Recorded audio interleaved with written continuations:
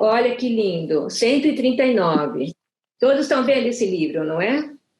O livro é do Dr. Juan Danilo Rodrigues, Notas do Coração, lançado o ano passado. Ser culpado é um estado transitório. Responsável é o estado imperecível que permite a todos os seres avançar com alto amor. O desamor não é a causa da perda das relações que nos acompanham na vida, mas a indiferença ao não reconhecermos o valor de tais pessoas.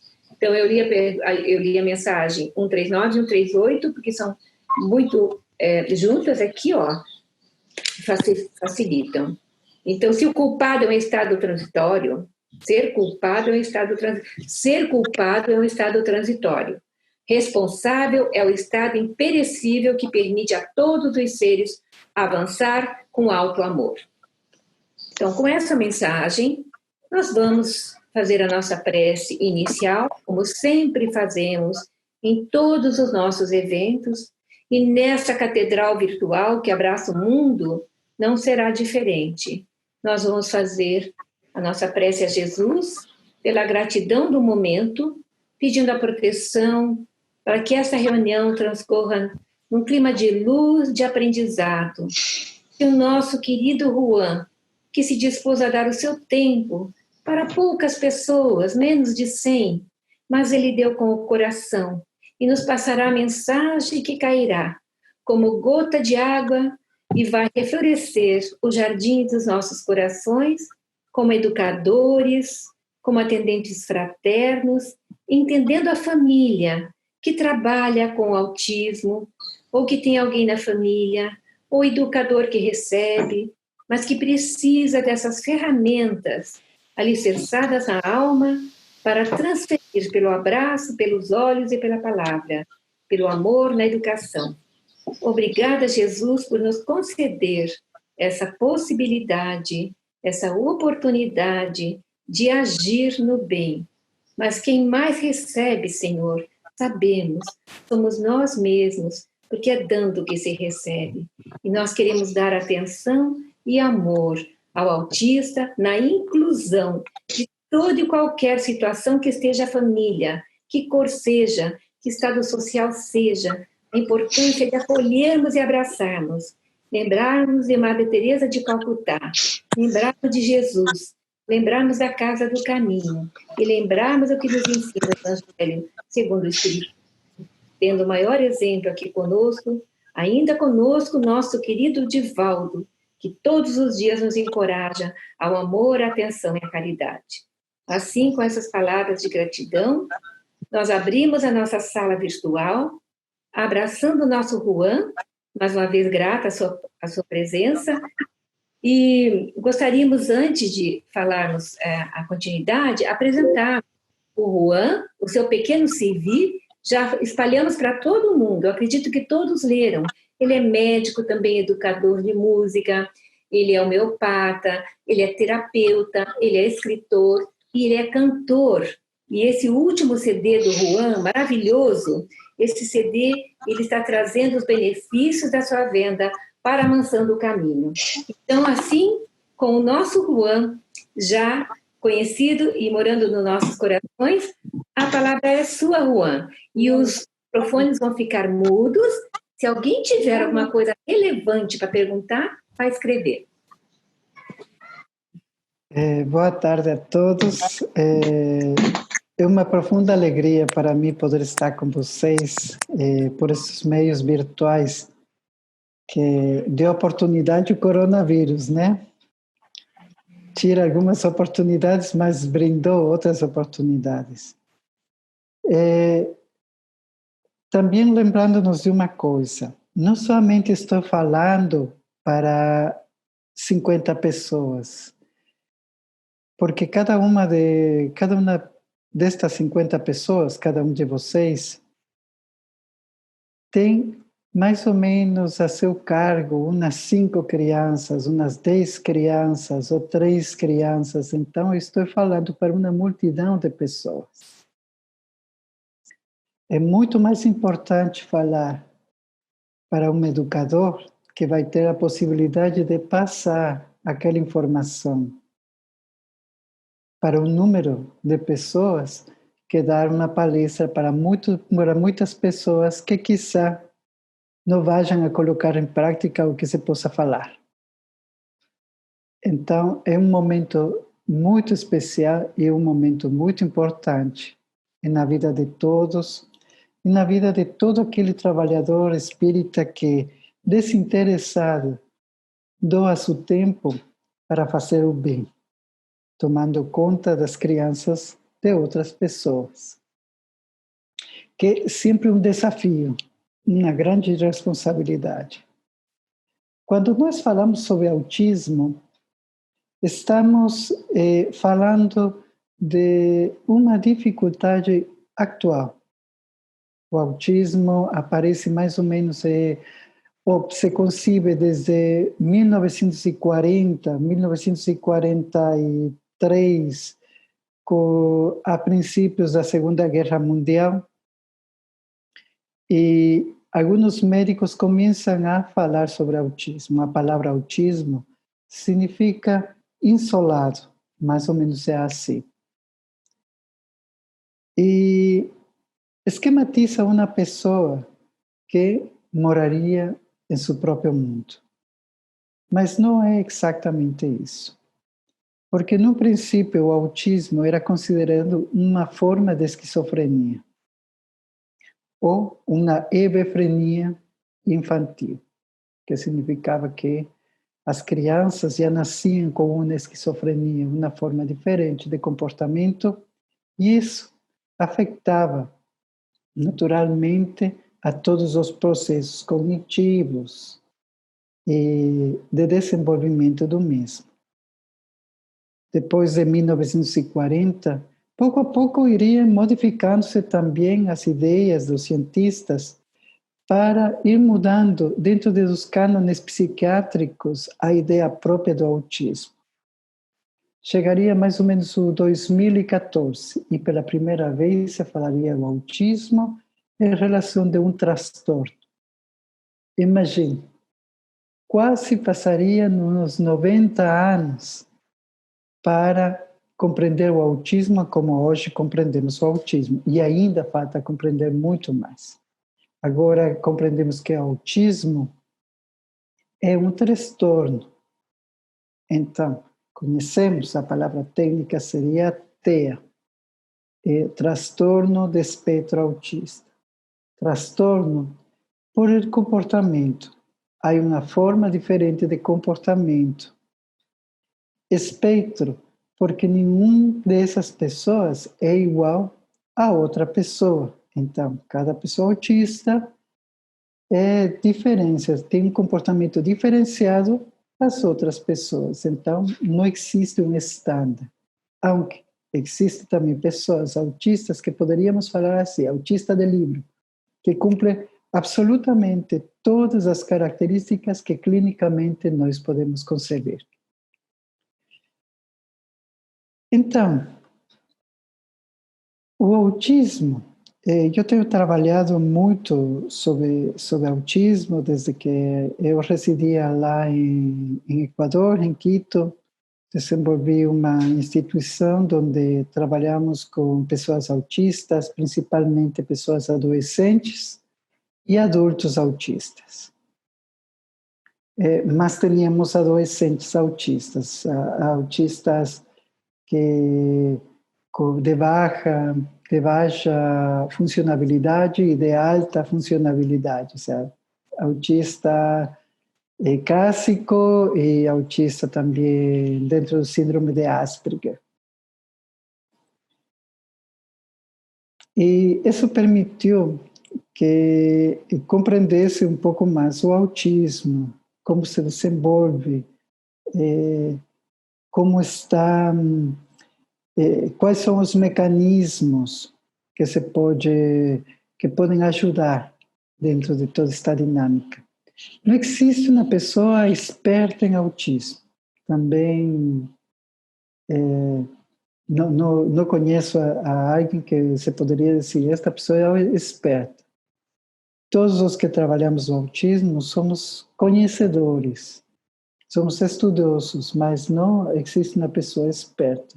Nós podemos falar sobre as técnicas que nós utilizamos e que brindam um conforto, resultados dentro dos lares, com as próprias crianças, com a própria pessoa, e que aqueles mecanismos podem ser utilizados, né, em base a uma lógica terapêutica, por assim dizer.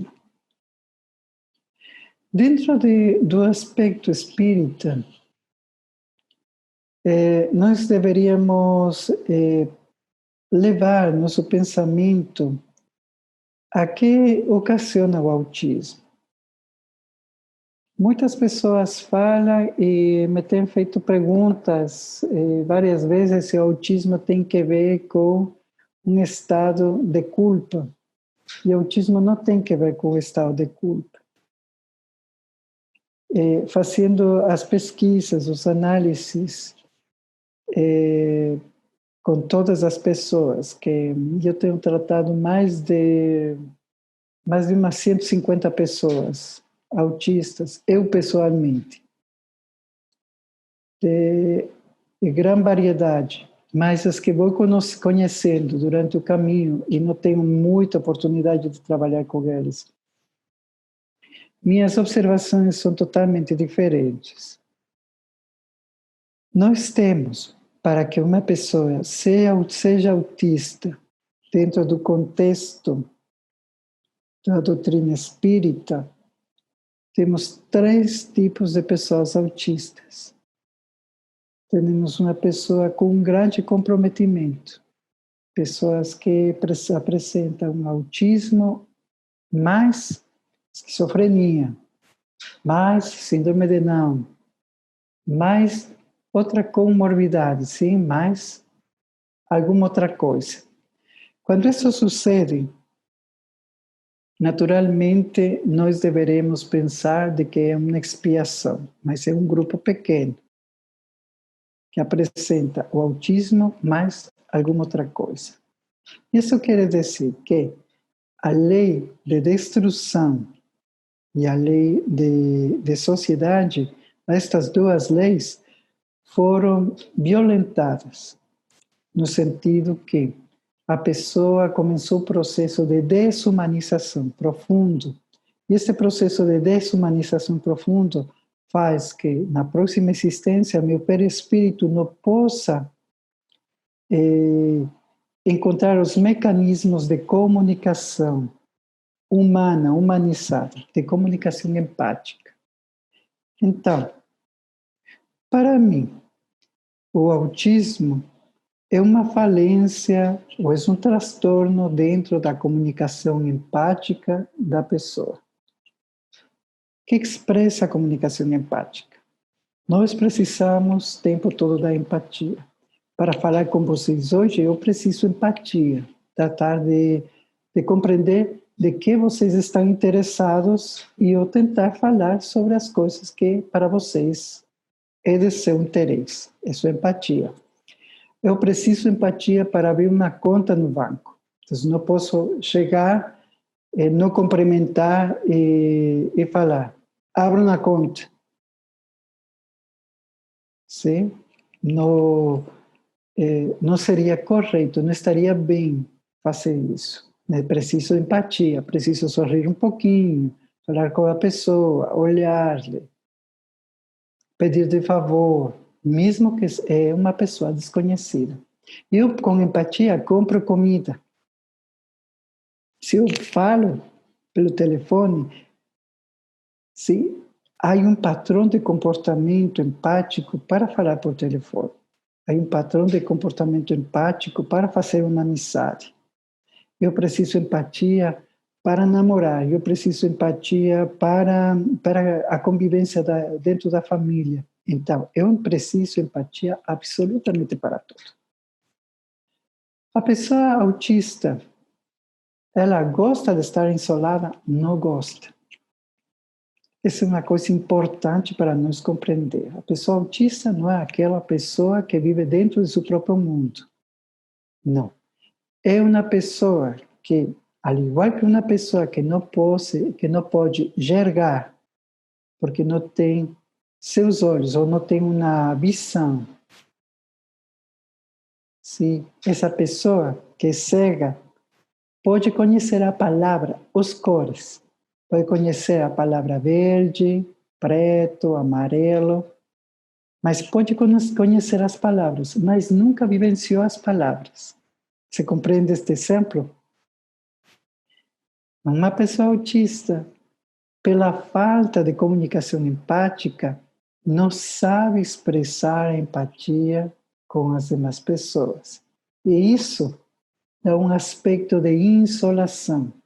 Porque eu falo com carinho com essa pessoa, mas essa pessoa não registra dentro de seu sistema nervoso central, não há esse registro, esse empate de como eu devo responder. Então, não há essa comunicação empática, que significa que eu estou dentro de um processo de desumanização.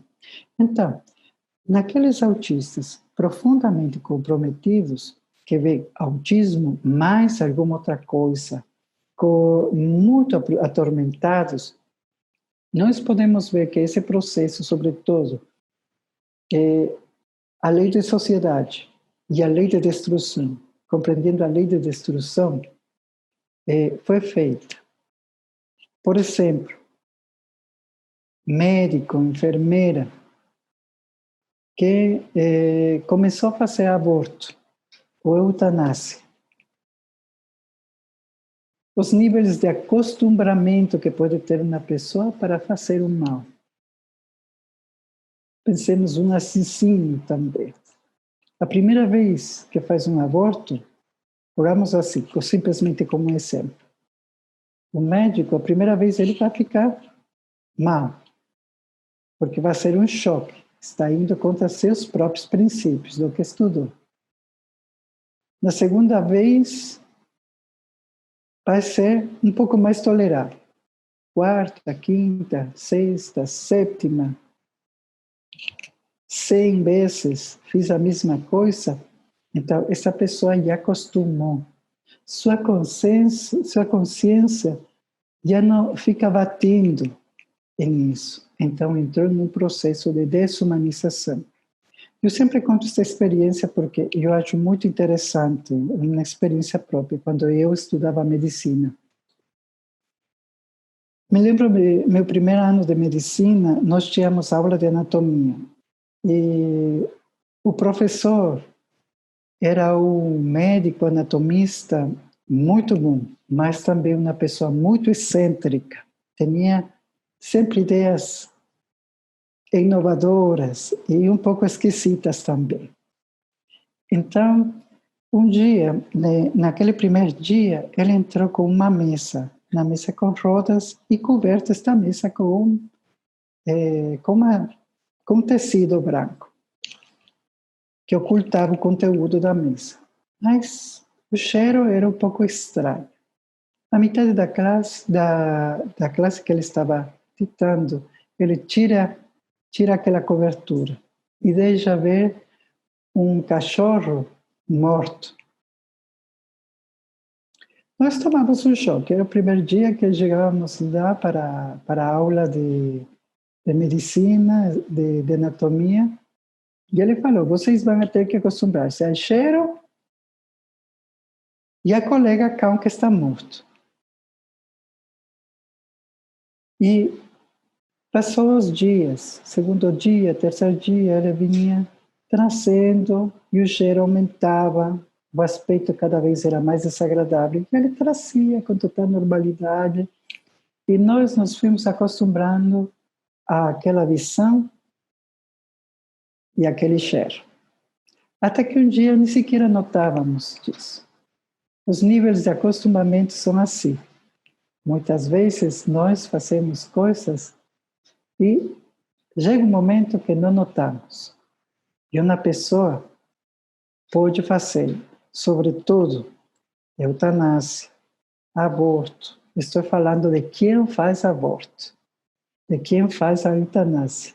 Não estou falando da pessoa que decide fazer seu aborto. Não estou falando da mulher que vai abortar. Estou falando do médico que faz o aborto. É um processo de consciência, de perder a humanidade para fazer uma coisa. Você compreende isso, né? Então, quando esta pessoa forma parte da lei de destruição, sim, e quebra sua ética moral, então fica desumanizando-se. E quando isso acontece, então pode voltar como uma pessoa autista com grande comprometimento. Porque esse autista também vai a ter uma obsessão, um processo obsessivo. Porque se ele fez um mal, então vai ter vários espíritos que vão estar assediando por aquele mal. Então vemos quadros de autismo e obsessão nesse sentido. O qual é sempre recomendável colocar um nome da criança, sim, de grande comprometimento, dentro das reuniões mediúnicas. Não que vá a criança à reunião mediúnica de desobsessão. Colocamos um nome dentro da reunião mediúnica para que algum dos médiuns possa ajudar, sim, a esclarecer aqueles espíritos que estão ali assediando e ajudar também aquele processo com a criança. Não é assim dar muito informe aos pais tampouco, que os pais ficam com muita ansiedade. Então temos esse primeiro nível, que está com maior comprometimento. Temos outro nível, o nível onde temos um autista que tem grandes qualidades, que tem uma memória incrível, que tem uma habilidade artística, uma habilidade sensitiva, fora do normal. Temos este tipo de crianças, e também muito, muito interessante. E muitos deles têm um comportamento parecido ao síndrome do pânico. Então, tem uma grande sensibilidade. Outra das condições, das qualidades que tem uma pessoa autista, é isso. Estou misturando as duas coisas, o espiritismo e a parte clínica também, para que você possa compreender. As estereotipias, a forma de comportamento, a forma de movimentação, a hipersensibilidade que pode ter uma pessoa autista, hipersensibilidade ao som, hipersensibilidade à luz, hipersensibilidade kinestésica para o toque, para aceitar o toque das outras pessoas. E isso é muito parecido também com síndrome de pânico, porque dentro do síndrome de pânico, também esses estados de ansiedade, onde a pessoa começa a maximizar o ambiente. A pessoa, ou quizás se vocês conhecem alguém que tem um síndrome de pânico, uma das características dessas pessoas é que vai falar que sente uma opressão, sente que o quarto está fazendo-se cada vez mais pequeno, os batimentos cardíacos sente que estão aumentando, então há uma hipersensibilidade auditiva, visual, gustativa em tudo isso. E, em este caso, estamos falando de que essas pessoas han sido vítimas de eventos catastróficos, no sentido de uma guerra. Quantas guerras han existido em nosso planeta? São muitas guerras. Imagine usted o choque de ver um vizinho ou uma revolução, onde você conhece o seu vizinho, e seu vizinho vem e mata você.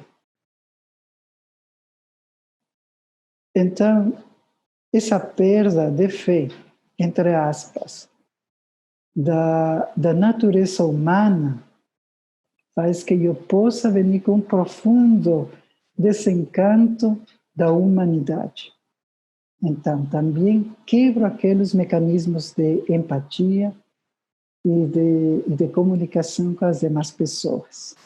Então, é como se eu viesse com um síndrome do pânico e voltasse em minha reencarnação assim. Então, eu sou vítima. Então, vamos ver, por exemplo, que todas essas crianças são crianças que rompem aquela regra de que o autista é isolado. Tem muitas dificuldades. Pode ser uma pessoa não verbal, que não fale nada, mas gosta de dar abraço. E dizem os pais, as mães dizem, mas ele está meio, dá abraço, é muito carinhoso, mas não fala nada, não gosta de alguns barulhos, ele se interessa por uma coisa, mas ele é muito meio. Então, uma pessoa que está reabilitando aquele desencanto que tem por haver sofrido em manos de outras pessoas. Então, são eventos impactantes. Lembrando-nos que todos nós também registramos os eventos de nossa existência de um jeito totalmente individual. Ninguno de nós vive os eventos da mesma forma. Por exemplo, hoje estamos falando aqui, e muitos escutarão estas palavras de um jeito, outros compreenderão de outro jeito. Para uns será uma experiência de uma maneira, para outros vai ser outro tipo de experiência. Para uns dirão, não, foi muito legal, deu muita informação. Para outros dirão, essa é uma coisa que eu já sabia.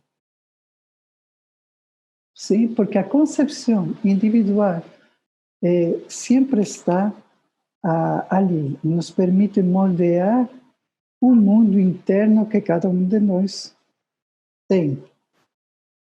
Então, isso enquanto há espíritos autistas que têm um grau de desenvolvimento. Mas este grupo também está aqueles gênios que alguma vez recusaram de viver em sociedade para morar isolados. Temos aqueles religiosos que se isolaram para estudar. Temos aqueles músicos que se isolaram para estudar e perfeccionar-se. Temos aqueles escritores que se isolaram para escrever. E assim eles perderam a habilidade com todos os demais. Conta uma história que esse Isaac Newton era muito distraído. Muito distraído. Então, muitas vezes, esquecia de comer. Mas não é muito diferente conosco. Nós, quando estamos empolgados em alguma coisa, nem esquecemos de comer. Esquecemos de beber água. Mas aqueles gênios também esqueciam inclusive de falar com as outras pessoas. Estavam demasiado imersos na atividade que estavam fazendo. Então, eles também ficam desumanizados e vêm com grandes dificuldades no futuro para poder comunicar-se, mas expressa talento, alegria, vontade de melhora, a diferença do primeiro grupo, que tem grandes dificuldades, causadas por sua própria mistura e causadas também por aquele assédio obsessivo. Muito bem. E temos também um terceiro grupo, que seria o autista funcional, síndrome de Asperger. Asperger é o nome do cientista que descobriria o síndrome, ou que daria o nome do próprio síndrome. Se fala que Asperger também tinha Asperger, e Asperger era Asperger, estava dentro desse rango de autismo. E ele cataloga como pessoas excepcionais, com uma grande qualidade de inteligência e genialidade. E é assim que Asperger salva a vida de muitas crianças autistas, falando para o regime nazista que eram pessoas particularmente importantes e interessantes de ter. Os zares da Rússia também colocam as pessoas autistas como sábios um pouco esotéricos. E há algumas declarações que os zares sempre tinham pessoas autistas de perto porque consideravam que eram pessoas sábias, como mágicos. Então, nós podemos ver as pessoas com síndrome de Asperger, mas quais outras características tem o autismo e se pode olhar também com maior precisão dentro do síndrome de Asperger.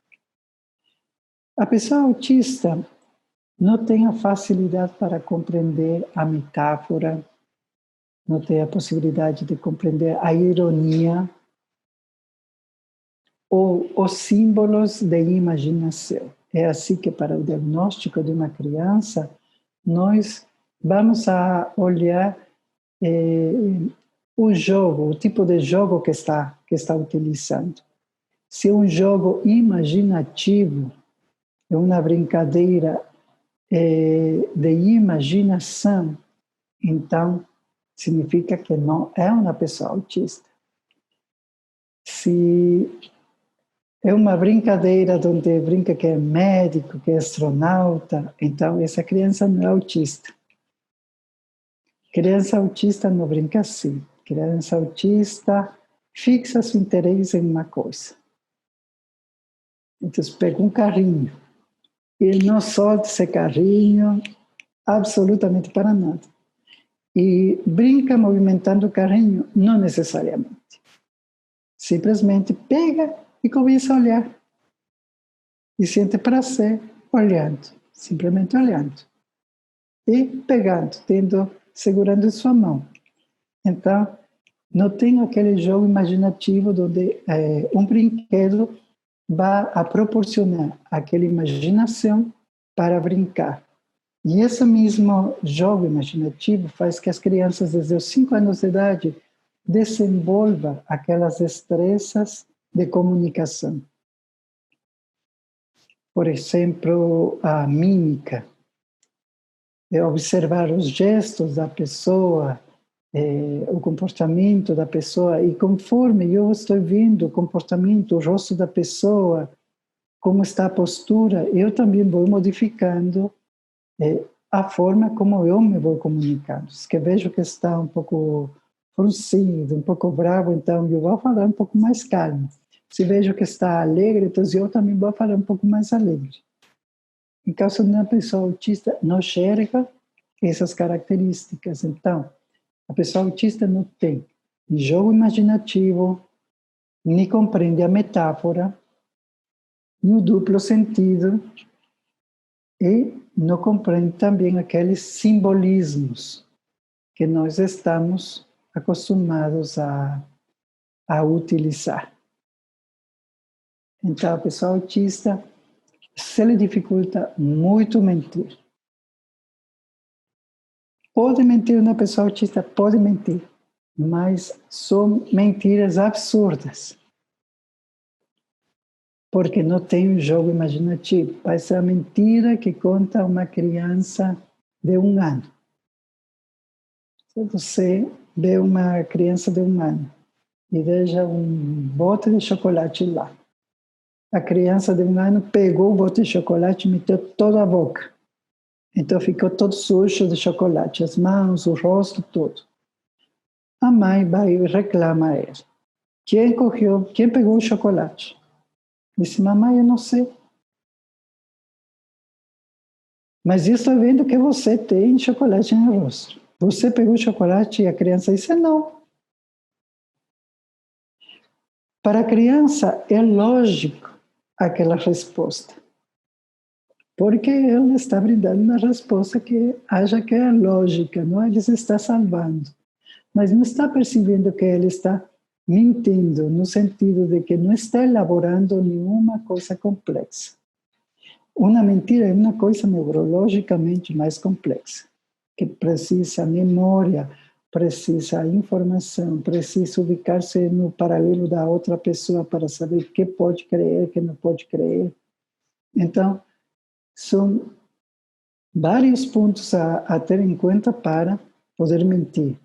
Então, a criança autista, a pessoa autista não consegue mentir. E a mentira que possa dizer para salvar-se vai ser uma coisa tão absurda que qualquer pessoa vai compreender que é uma mentira. Porque não há todo esse processo. E digo isso porque muitas pessoas dizem, mas meu filho autista mente. Eu digo, sim, mas ele não está mentindo, ele está entregando descaradamente, que ele está tratando de salvar-se, mas não consegue. Então, essas são as grandes dificuldades. Agora, dentro do síndrome de Asperger, que tem mais capacidade de sociabilização, porque a maioria, 99%, são pessoas verbais, então podem expressar-se por si mesmos e podem ter uma grande independência, estudar também uma profissão, uma carreira, ser médico, advogado, o que seja. Vemos que também tem, segundo minha própria experiência, tem muitos parâmetros morais bem definidos. Eu conheci várias crianças autistas que eles falavam em sua escola, aconselhando a seus colegas que não bebam, que estudem, dando alguns conselhos morais, né? De tipo moral. E eles sofriam um pouco porque eles não eram bem compreendidos por aquelas coisas que eles estavam falando para os demais que estavam certas. Então, isso provocaria uma separação entre adolescentes, né? Porque eram uns adolescentes atípicos. Tem a tendência de ser adolescentes um pouco mais lógicos, um pouco mais conscientes que os outros adolescentes. Sim, há padrões e padrões que podem romper um pouco as regras. Isso enquanto os varões. Com as mulheres tínhamos sérios problemas. O caráter feminino dentro do autismo tem a tendência a ser um pouco diferente. Muito delas, das meninas, utilizavam maconha. Aunque eram muito conscientes e responsáveis, a tendência delas era utilizar maconha. Ainda é uma coisa que preciso eu compreender mais um pouco, mas há uma grande diferença entre homem autista e mulher autista. Antes se pensava que havia maior número de homens autistas e um número reduzido de mulheres autistas. A dificuldade, inclusive, do diagnóstico do autismo da mulher é diferente, porque a mulher tem outros mecanismos de comportamento, de linguagem, que não possui o homem. E isso também transforma de outro jeito.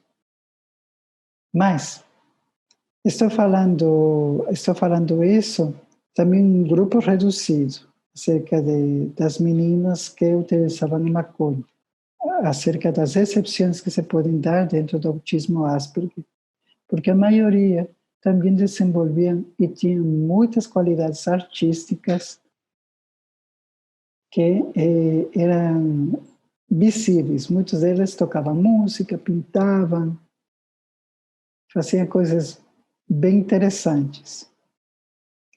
e possuem qualidades também, possuem qualidades também bem interessantes dentro de tudo isso. Dentro do contexto espírita, no livro da Gênesis, o capítulo 32, se não fico enganado, os tempos são chegados. Não me lembro exatamente o capítulo que é. Não sei se é o item 32, os tempos são chegados. Vocês podem começar a ler no livro da Gênesis, fala sobre migrações espirituais, onde espíritos vêm de outros lugares para reencarnar-se a causa da regeneração planetária. Então, nós vemos que este processo de regeneração já vem desde o tempo de Kardec, mas hoje fica um pouco mais evidente. E o número de pessoas autistas também é muito maior e vemos que tem qualidades especializadas. E esses espíritos, diz em livro da Gênesis, que eles vêm, reencarnam, mas ainda não conseguem encaixar com seus perispírito com o aparelho físico. E quando não encaixar ainda perfeitamente, se produz esse fenômeno autista, se produz esse fenômeno de comunicação empática.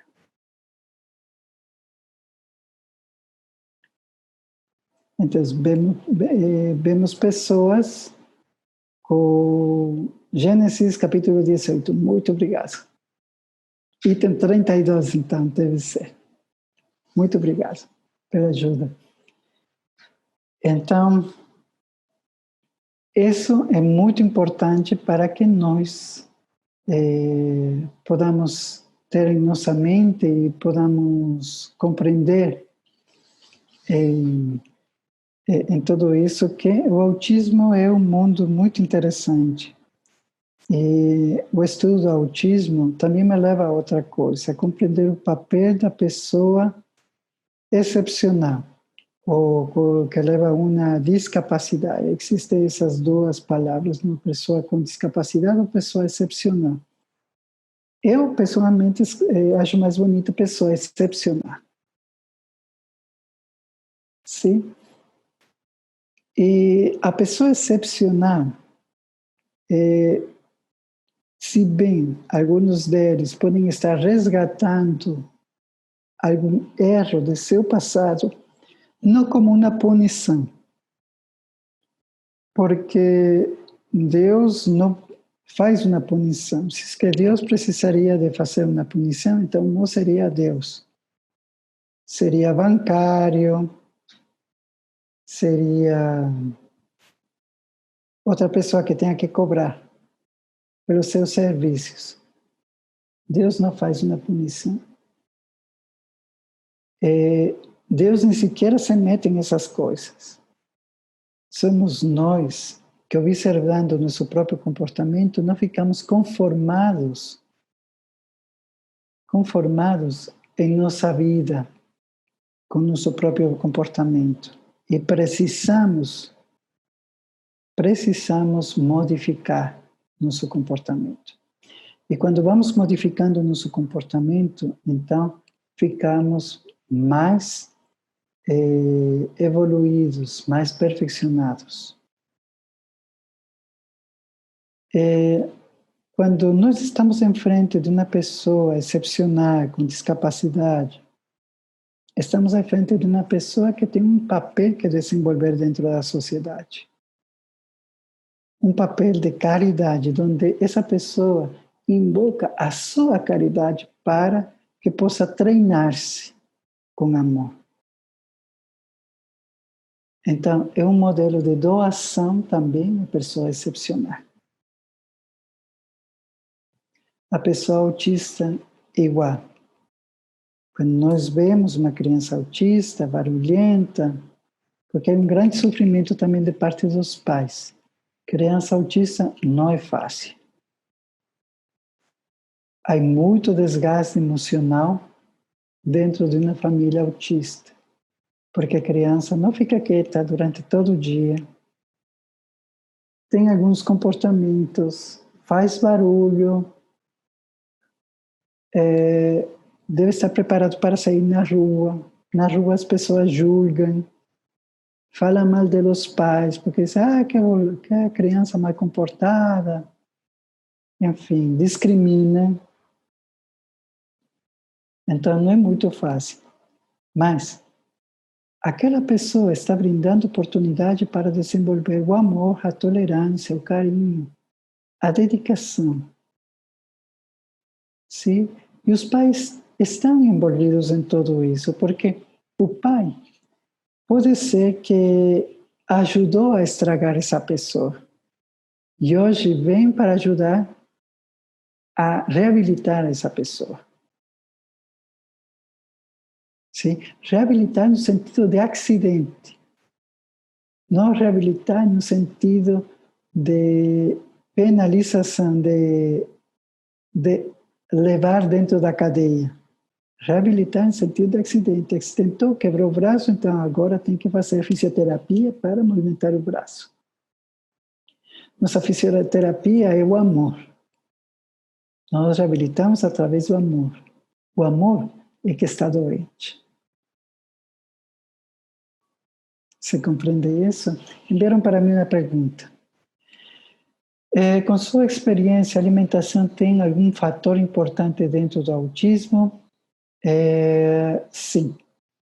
Para mim, tem. Há pessoas que estão em favor e em contra da alimentação. Mas eu tenho observado várias mudanças com a alimentação. Alimentação baixa em proteína, como caseína, a proteína da leite, alguns derivados da carne também, muitas vezes apresentam dificuldades dentro das pessoas autistas. E eu sempre falo isto, sobretudo o açúcar. Eliminar açúcar da dieta de uma pessoa autista. Eliminar completamente. E sempre me falam, e açúcar morena, funciona? Não, açúcar é açúcar.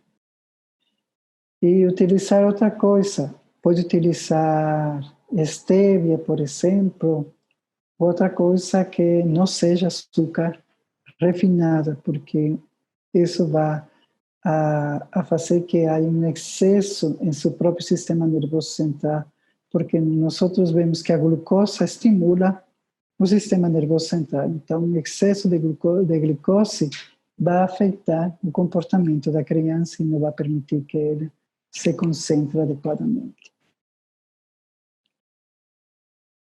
Então, o autismo é uma coisa bem interessante. Como entrar dentro do processo de inclusão? E alguma vez estavam perguntando-me a mim se nós vamos a começar.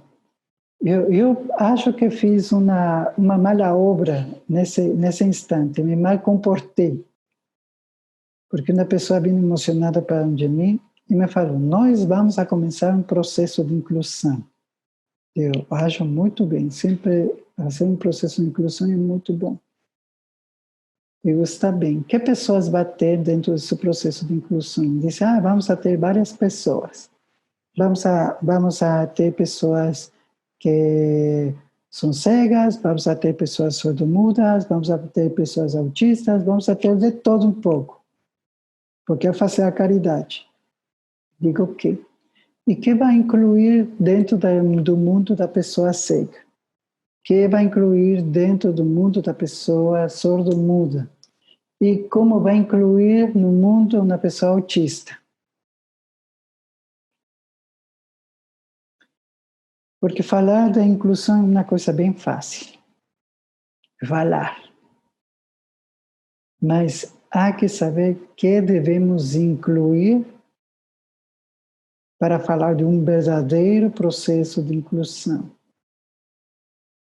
E se eu não sei o que devo incluir, então todo esse processo vai dar errado. E vai ser um processo frustrante. Porque eu vou entrar dentro disso e eu mesmo vou sentir um pouco mal. Porque vou ficar agoniado e asfixiado com todas as obrigações que tenho que fazer.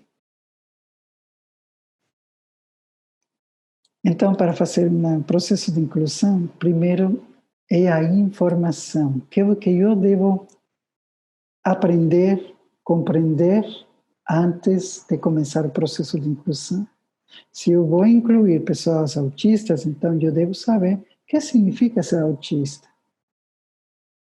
Que dificuldades vai ter aquela família autista? Como devo falar e como devo aproximar-me a uma pessoa autista? Eu tenho visto horrores onde chega a criança autista pela primeira vez, que uma pessoa autista tem dificuldades para ambientar-se, para estar em um ambiente novo, e vem a professora de escola, né? Diz, que maravilha, que criança linda, é autista, né? Se é autista, vai, abraça e dá um beijo. Estragou.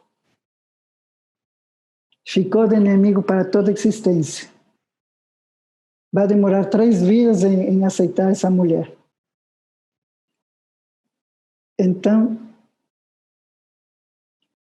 nós deveremos compreender como é o processo de aceitação, compreendendo também os limites que pode ter cada indivíduo para poder inserido dentro da sociedade, dentro da minha sociedade, dentro dessa sociedade pequena que é o centro espírita. Então, a informação é muito importante. Você, que informação vai ter, que informação vai a relatar para seus colegas, que são parte da evangelização, que vai falar com todo o centro espírita. Vamos a começar um processo de inclusão com pessoas autistas. Então, amigas, amigos, vamos a precisar fazer todos uma pequena mudança para poder ajudar, para poder colaborar com estas famílias. Estou elaborando um documento, Silvana, com muitos de vocês, convidou-me para fazer um documento sobre a inclusão e estou agregando todos estes pontos bem relatados para que possam trabalhar, que é algo bem parecido que nós estamos fazendo aqui na Mansão do Caminho. Sim, e temos com bons resultados, porque aqui na Mansão do Caminho temos pessoas autistas, não com autismo profundo, dentro do síndrome de Asperger, mais funcional, mas que têm várias dificuldades também, e agora eles têm um bom relacionamento com os colegas e um bom desempenho escolar também, sem muita dificuldade. E estamos falando de crianças de favela, onde os pais não colaboram muito dentro da formação. Somente poucos pais são assim bem envolvidos dentro do tema. Então, ha funcionado bastante bem, mesmo com as dificuldades. Então, a informação que eu passe para as outras pessoas que trabalham comigo dentro da área de evangelização é muito importante. A informação que eu posso brindar é muito importante. A informação que eu tenho que passar para as outras crianças é muito importante. Nós lá em Quito tínhamos de voluntários adolescentes da escola, adolescentes de 13, 14, 15 anos. Eram nossos voluntários. Por quê? Nós tínhamos autistas adolescentes, então precisávamos que se relacionem com outros adolescentes. Mas esses adolescentes neurotípicos, que se chama neurotípico a pessoa que não tem autismo, que está dentro dos rangos normais, primeiro se eles falavam, eles são pessoas autistas, eles são assim, enxergam a vida assim, então devem ter alguns cuidados. E eles aprenderam a comunicar-se com as pessoas autistas. E os resultados foram formidáveis, porque encontraram essa vinculação respeitosa de comunicação. E as melhoras foram incríveis também. Então, passar aquela informação aos colegas e passar essa informação também às outras crianças é a primeira coisa que se deve fazer para a inclusão. Não se pode fazer uma inclusão ignorando. Sim? Brindar uma assistência na família, lembrando-se que os pais podem estar muito cansados.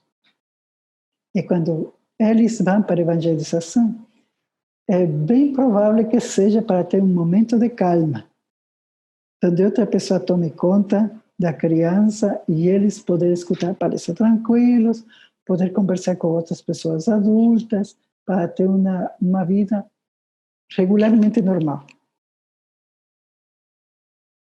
Então, nós também devemos compreender essa parte. Então, saber quais são as necessidades dessa família, para poder dar uma assistência. Então, a inclusão não somente dizer, que bonitinho, criança autista, mas grita muito dentro da sala, porque muitas pessoas bem emocionadas aceitam pessoa autista e depois não sabem o que fazer. Então, inserir uma família autista é uma coisa um pouco mais profunda. Naturalmente, trabalhar vibrações, passes para a família, para a criança autista é muito importante. Colocar a criança autista, sobretudo em aqueles casos que conversei no princípio, que está misturado o autismo também com obsessão espiritual, também é muito importante. Não informar o que aconteceu dentro da reunião mediúnica. Isso não é conveniente. Sim, isso não é conveniente. Mas fazer esse processo espiritista, lógico, que manda e está dentro dos cânones que todos nós estudamos, dos processos espirituais. Então, isso é uma coisa bem importante. E saber, sobretudo, o que vou eu incluir e que eu posso incluir. Eu devo incluir na pessoa as atividades que essa pessoa gosta de fazer. Se a criança autista gosta de desenhar, então eu vou estimular o desenho como forma de comunicação. Se ele gosta de pular, então bota todos os coleguinhas fazer uma brincadeira de pular. Então, em alguns momentos, ele vai sentir-se parte daquela pequena sociedade e pouco a pouco ele vai aprender as destrezas de comunicação com as outras pessoas. Sim. Eu acho que coloquei várias das questões que fizeram e que variam para mim meio. Trabalhei com... Havia uma pergunta também que chamou a atenção. Uma das últimas perguntas, assim, no mundo espiritual existe autismo? Não existe autismo. Não existe nenhum parâmetro de transtorno dentro do mundo espiritual.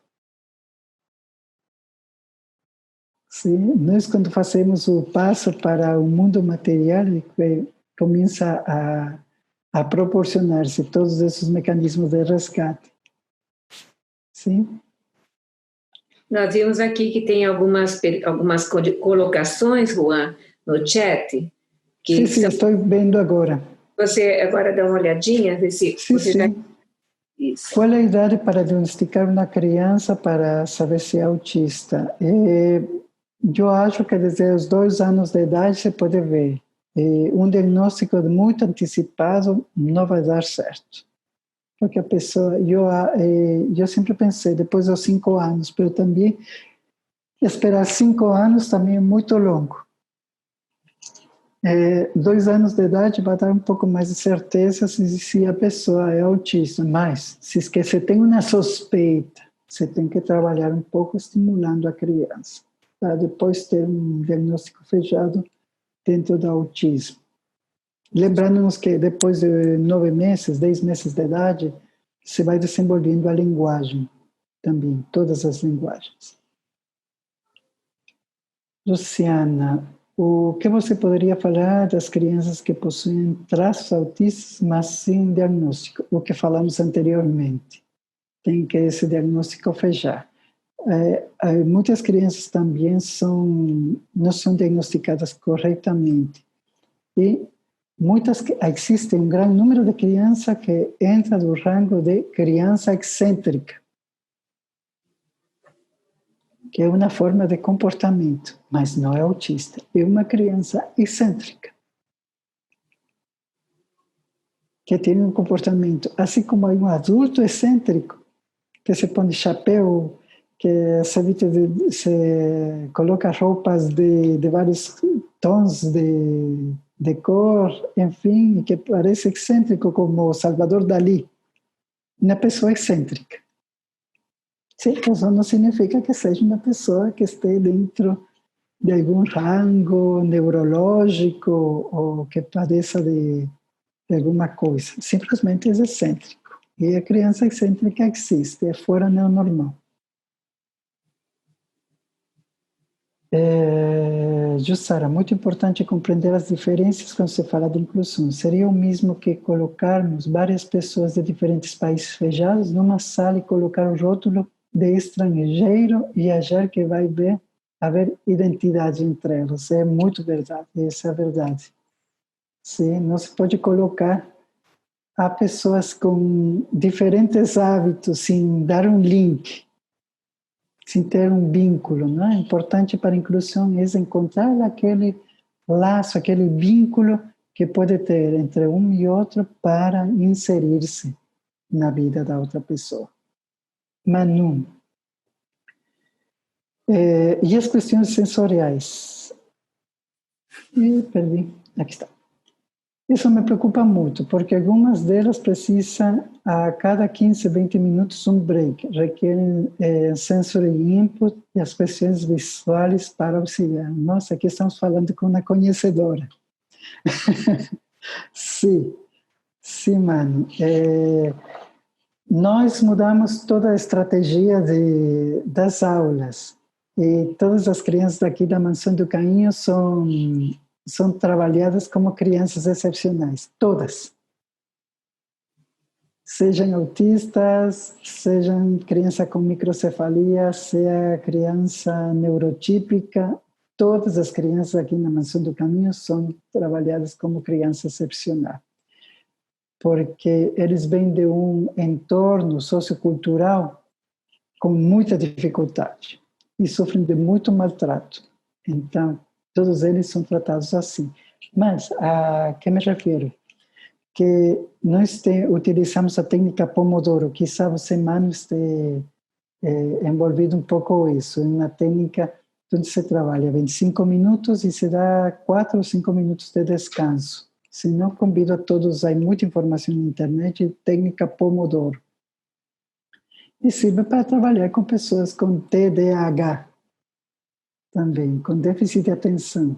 E para adultos que têm déficit de atenção também dá certo. Porque nós, quando começamos a trabalhar, relatar alguma coisa, fazer uma palestra, arrumar uma aula, podemos ter aquela dificuldade também.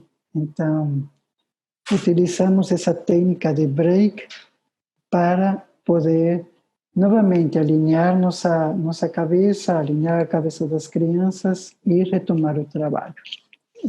É bem interessante, você tem a razão. Tem que fazer. Tem que fazer. E tem que entrar em um processo de dessensibilização para que cada vez a criança não fique dentro daquele estímulo negativo. Tem que aprender a lidar com o estímulo. É um tema muito amplo que em algum momento até se poderia fazer um seminário de tudo isso, porque é muito, muito amplo. E dentro do documento que estou fazendo, vai haver a proposta de um seminário que podemos fazer em vários instantes e poder dar uma abordagem mais profunda de todos aqueles tópicos. Susana, dentro do autismo, como não há linguagem para comunicar-se, ¿qué hacer? Es una pregunta en español. Entonces voy a hablar en español y en portugués. Toda persona autista tiene la posibilidad de comunicarse. Lo importante es descubrir la forma de cómo comunicarse con esa persona. Toda pessoa autista tem uma comunicação. A importância de tudo isso é conhecer a forma como a criança autista está comunicando-se. Há pessoas autistas que se comunicam através da música. Há outras pessoas autistas que se comunicam através do desenho, da pintura. Então, há que saber qual é o mecanismo que escolheu para comunicar-se. Então, existem pessoas autistas que elas se comunicam através da música, outras pessoas autistas se comunicam através de um desenho, de uma pintura, e temos que reconhecer, aprender a reconhecer como aquela pessoa está escolhendo para comunicar-se. Quando nós pegamos a forma de comunicação dessa pessoa, então começamos o processo terapêutico verdadeiramente assim. No livro Aliana, eu desenvolvi todo um método para compreender a linguagem. Então, esse é um mecanismo que eu pessoalmente utilizo e que ensinei lá em Quito para que as pessoas autistas possam comunicar-se, para os terapeutas possam compreender que tipo de linguagem estão utilizando. Sim. Ok, Karen, como trabalhar os estados de violência? Não existe violência dentro do autismo. Se não existe autista violento. E alguém pode dizer assim, mas ele me bate, e ele me morde, e ele me chuta. E eu vou falar bem merecido, porque você não está compreendendo que ele está incomodado ou ela está incomodada por alguma coisa. Se aquela criança que bate é porque está incomodado por alguma coisa, ele simplesmente se está defendendo. Como é ser autista? Eu sou diagnosticado com síndrome de Asperger, primeira coisa. Então, eu sei o que estou falando. Como é ser autista? Eu tenho muitas sensibilidades que já estão bem trabalhadas, graças a Deus. E eu me lembro uma vez que eu subi a um ônibus e uma pessoa idosa ficou perto de mim. O ônibus frenou. Então, essa pessoa idosa quase tomou na queda. Então, essa pessoa pegou meu braço. Eu fiquei uma semana com dor de braço. Pela hipersensibilidade. Como é aquela dor? Aquela dor é uma dor neurológica. É uma neuropatia. É uma dor de tipo nervoso. Então, esse barulho, que parece insignificante para as outras pessoas, vai ocasionar uma dor de tipo neurológico, uma dor como se fosse mais ou menos um herpes zoster. Se alguém daqui da sala sentiu alguma vez uma dor nesse sentido, na neuropatia, vai saber que é uma dor constante, forte e muito cansativa. Então, a criança autista sente todas essas dores. As luzes, ao toque das outras pessoas, algumas palavras, alguns barulhos. Então, não é agressividade, é defesa. Então, temos nós que saber de que ele se está defendendo. Esse vai ser. E é um grande trabalho, um trabalho bem difícil de saber de que ele está se defendendo. Nós conseguimos ver casualidade, uma experiência.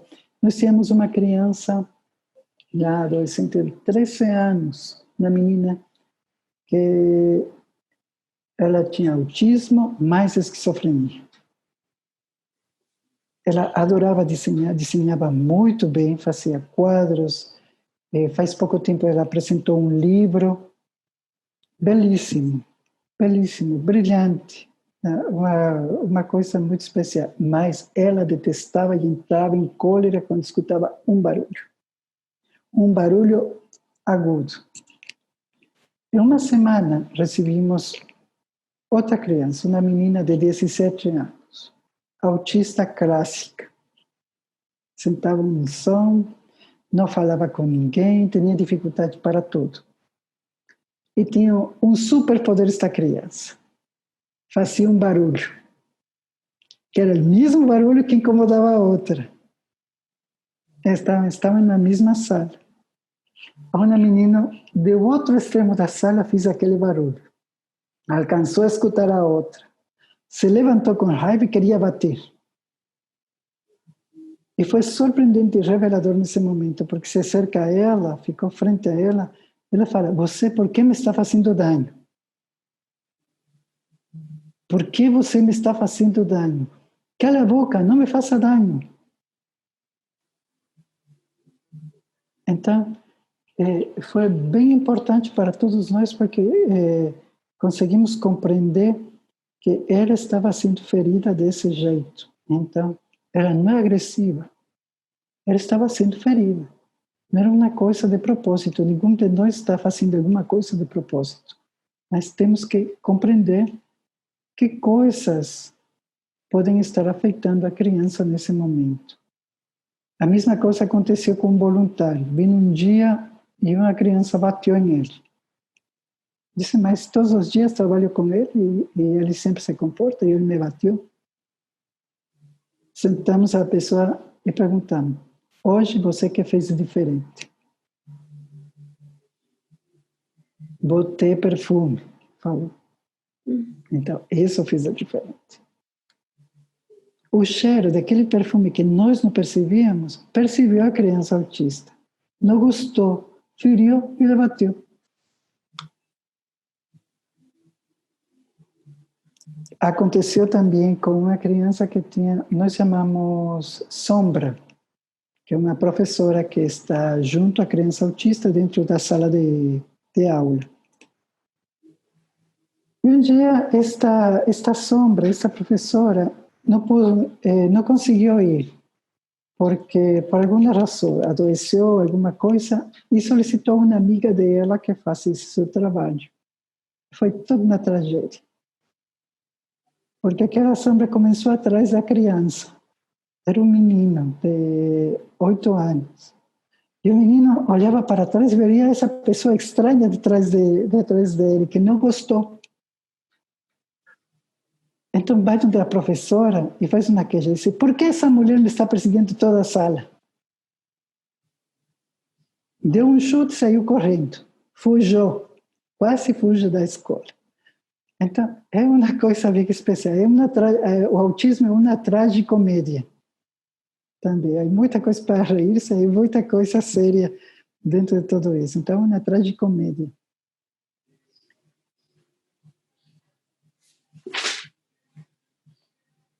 Sim. Sim, como a terapêutica holística, no atendimento podemos aplicar a terapia? Não. Não pode aplicar o Aliana, não se pode aplicar para atendimento fraterno. Atendimento fraterno é uma atividade espírita e se deve fazer dentro dos cânones espírita. Desde para o consultório, para a sua própria casa, desde a terapia holística.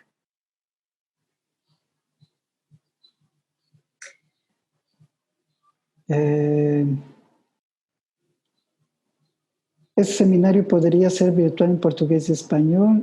Sim. Porque é muito mais fácil que viajar e ocupa menos recursos. Eu sou uma pessoa que acredita que devemos utilizar corretamente os recursos. Então, se nós podemos utilizar um recurso que permita educar-se as pessoas e fazer uma melhora em nosso centro espírita, em nossa vida, de alguma forma, utilizando o dinheiro de melhor forma, para ter um resultado similar, então temos que fazê-lo. Então, você pode fazer. Eu adorarei fazer em algum momento o seminário. Juan, Sim. mira, nós fizemos um horário que tem às 3h15, 11h15. Isso por causa de você. Se você considera que as pessoas quiserem sair nesse horário, tudo bem. As que desejarem ficar, se você tem mais tempo, tudo bem. Já está de um bom tamanho o tempo que você está nos dando. Sim. É com você. Agora, se tem alguém alguma pergunta para fazer, então pode falar agora ou calar para sempre. O que nós podemos fazer é como vamos encerrar. Se alguém tem uma pergunta, levanta a mão e o Adriano abre o microfone. Eu acho que tem mais uma perguntinha no chat, da Paulinha.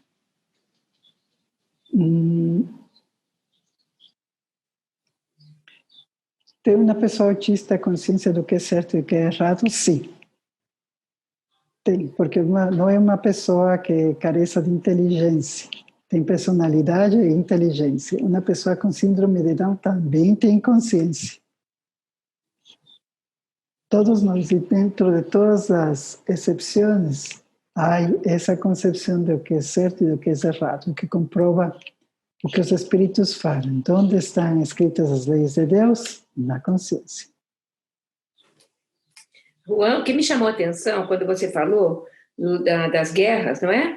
De toda aquela problemática dos espíritos que desencarnaram nas guerras, enfim. E eu não sei se é coincidência ou não, porque acho que coincidência não existe, a quantidade de autistas que nasceram após a Segunda Guerra, porque é muito. Teve uma tarde que eu estava no Fraternity, as educadoras estão aqui, e que nós estávamos com 3 crianças autistas. Então, eu experienciei um trabalho, e isso faz uns 2 anos, e isso me chamou a atenção. Falei, nós não estamos preparados o suficiente para abrirmos mais espaço, mas as mães precisam, ficam felizes de chegar e ter esse acolhimento, não é? Com essa, importante.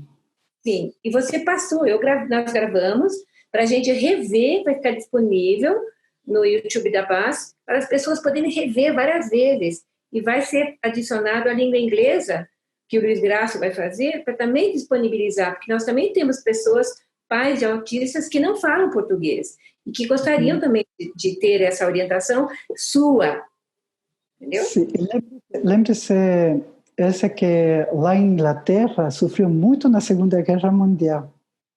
E as crianças que foram levadas para lares substitutos durante a Segunda Guerra Mundial sofreram muito. Então, o índice também na Inglaterra do autismo é bastante alto. Então, mas foi também um país que acolheu. Mas foi um país também que acolheu muitas crianças da Inglaterra. Inglês que fazia isso, um jovenzinho, né? Então, Juan. Eu quero. Eu não sei se tem mais perguntas, porque agora eu vi 4, tem um númerozinho 4 aqui. Se você tem mais um minutinho só para ter mais 2 perguntinhas, você pode responder? Sim, claro. Por favor. Quer fazer verbalmente a pergunta ou a colocaram aqui no chat? Posso fazer aqui. Vou selecionar. O autismo pode ser médium atuante somente se quer ser um autista funcional. Uma pessoa com autismo de tipo Asperger, funcional, pode ser. Tem isso no texto. Nos outros casos de autismo, infelizmente não. Então, e aqui está a Silvana fazendo uma afirmação, que você passou essas informações, que ela vai, então, ela é a coordenadora, né, da área de infância e juventude do Conselho Espírita Internacional, que vai poder, então, também tomar um pouquinho de atenção, da qual eu também estou no meio dessa comissão, para a gente poder fazer o que for possível. A gente só tem a agradecer você, Juan, por essa oportunidade. Eu acho que deu mais um insight para todo mundo aqui, repensar algumas situações e fortalecer o trabalho da educação. A gente bastante educador no Reino Unido, vamos unir cada vez mais e unirmos também os educadores dos demais países, porque o assunto praticamente é o mesmo e a sociedade, para atender, é a mesma coisa. Diferente a língua, diferente coisa, mas é a mesma. Vamos aguardar o documento que você está preparando e eu tenho certeza que vai ser muito mais benéfico quando você puder fazer um seminário que possam os educadores do mundo poderem se beneficiar, não é? Com todo prazer, estou tomando toda aquela informação, colocando em um ordem que seja lógico, e ali, baseado nisso, poderíamos trabalhar, trabalhando juntamente todas as exceções, todas as discapacidades que poderíamos ter em nossos centros espíritas também, entendendo que depois depois do Covid, também a educação precisa mudar. Bem entendido mesmo. Repensar temos tempo de reflexionar valores e processos educativos e utilizar os nossos skills e a experiência do coração, de mãe, de avó, de educador, né? E tem pessoas aqui habilitadas que possam contribuir. Aquilo que a gente não tem, outro suple, né? Para a gente poder melhorar. É verdade. Juan, eu não sei se seria pedir demais para você fazer a nossa prece final. Não, com todo prazer. Vamos fazer.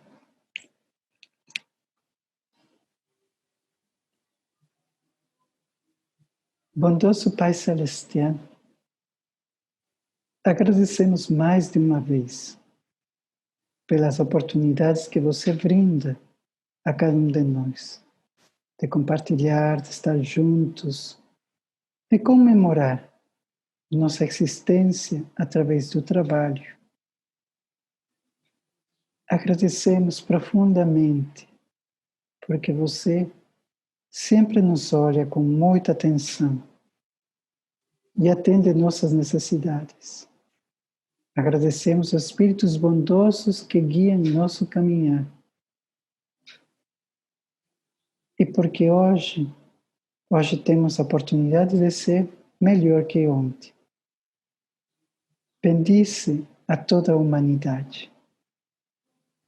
Preserva sempre tu amor e tu bondade em nossos corações e intui-nos para em cada momento ser melhores e uma luz na vida dos demais. Que assim seja. Que assim seja.